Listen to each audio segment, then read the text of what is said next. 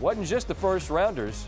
2 first-round picks, along with 2 second-round picks, as well as a quarterback in Drew Lock, a tight end in Noah Fant, defensive lineman Shelby Harris, 3 other draft picks involved. There is also a 4th-rounder coming back Denver's way from Seattle. This news had us scrambling to pick up the glass that covers the bat phone for Louis Riddick. And Louis, this is the rare story that I think hits all the notes. A lot of layers. Fascinating for Twitter, great for us on TV, and has real-life implications on the football field. Let's start from the Denver perspective. Russell Wilson makes them what? Look, it makes them a real competitor in the West because now it gives them the ability, from an offensive standpoint, to score enough points to keep pace with teams like the LA Chargers and like the Kansas City Chiefs. And quite frankly, what you would think would be the new and improved version of the Las Vegas Raiders. Now, there's still some work that this team will need to do from an offensive perspective. This is going to be an offensive line that needs to really prove itself and prove itself to Russell, quite honestly, that he'll be afforded more protection than maybe that he was in Seattle. Because if they can, then he'll be able to put the ball up to an absolutely fascinating set of young, skilled players on the outside, headlined by guys like Courtland Sutton and Jerry Jeudy. But make no mistake, Denver should be much improved. Nathaniel Hackett will have to do his part as far as making sure that staff gets together and that this team is able to realize what ultimately I think many people think is a very, very high ceiling, especially considering what they gave up in order to acquire Russell.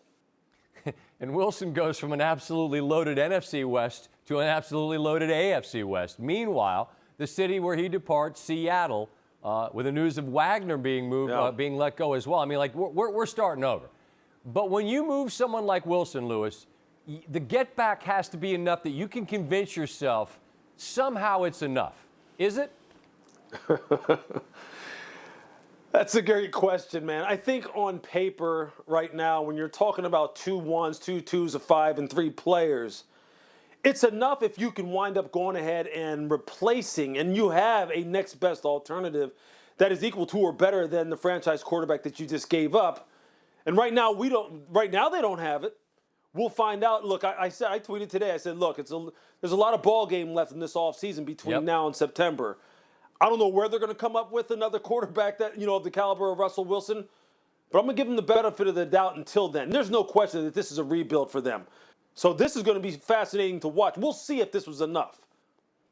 We thought that the biggest quarterback news on Tuesday was the affirmation that Aaron Rodgers was going to stay with Green Bay, and Rodgers, a statement that tried to clarify some of the specifics as it relates to the contract. Hey, everybody, just want to clear some things up. Yes, I will be playing with the Packers next year. However, reports about me signing a contract are inaccurate, as are the supposed terms of the contract I, quote, signed. I'm very excited to be back. Hashtag year 18. Well, look, frankly, the numbers don't really matter to us as much as the fact that number 12 and then presumably number 17 stay in Green Bay. Status quo, if you're a Packers fan, is just fine. That said, you spend that much money for 2 guys, and the question, Lewis, is how do you have enough to get over the hump when you haven't in years past? So what's the answer there? Yeah, I mean, look, I can't wait to see what Russ Ball, who handles the salary cap for them up there in Green Bay, and somebody I know from back in my days in Washington, I can't wait to see what he does. You get Aaron Rodgers back. Look, the football team is going to be fundamentally very different simply because of the fact that you just don't have enough cap space to go around. And they were already in a very, very challenging cap situation to start off with when you're talking about re-signing Aaron and you're talking about franchising Devontae. There's a lot of players that they have up for free agency that played key roles on this football team last year that there's just no way you can wind up re-signing. There's just no way. What they're banking on, I am sure, to some degree, is Aaron's brilliance, Devontae's brilliance, the coaching staff continuity, and the fact that they're in a weak NFC, and in particular a weak NFC North. As you said well on Twitter, a lot of offseason left, man. This was just supposed to be a random Tuesday in March. We're really just getting going. Free agency gets going next week. We look forward to talking to you throughout, Lewis. Thank you. Thanks for watching ESPN on YouTube. For live streaming sports and premium content, subscribe to ESPN+.